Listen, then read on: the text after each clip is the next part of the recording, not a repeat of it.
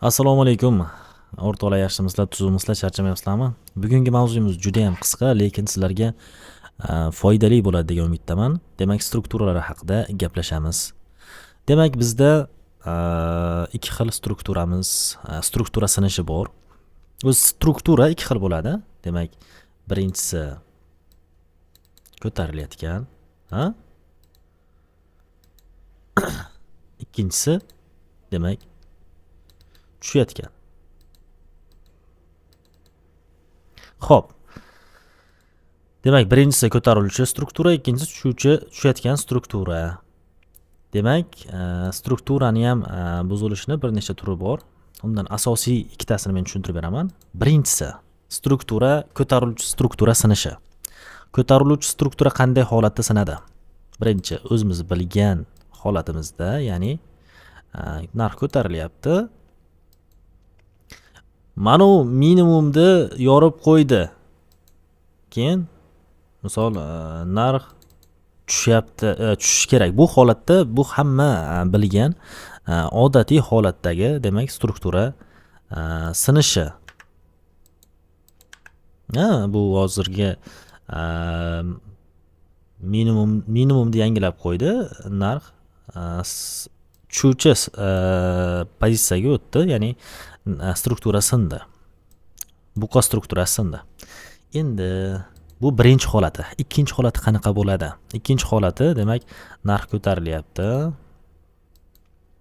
Ikkinchi holatida e'tibor bering, mana bu maksimumni yangilamasligi kerak narx.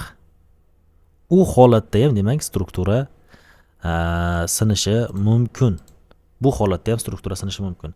Demak, mana bu maksimumni narx yangilamaydi. U holatda ham, demak, struktura sinadi. Bu holatda manba demak, minimumni yorib qo'ydi, struktura sindi. Bu holatda, demak, maksimumni yangilamaganligi uchun struktura sindi. Xo'p. Endi oyoq strukturasini sinishi. Oyoq strukturasini sinishi ham buni xuddi shuni teskarisi. Demak, narx tushyapti. Oxirgi maksimumda narx yangilab qo'yadigan bo'lsa, narx ko'tarilishi mumkin edi. Bu oddiy holatdagi, demak, strukturamizni sinishi. Demak, mana bu maksimumda,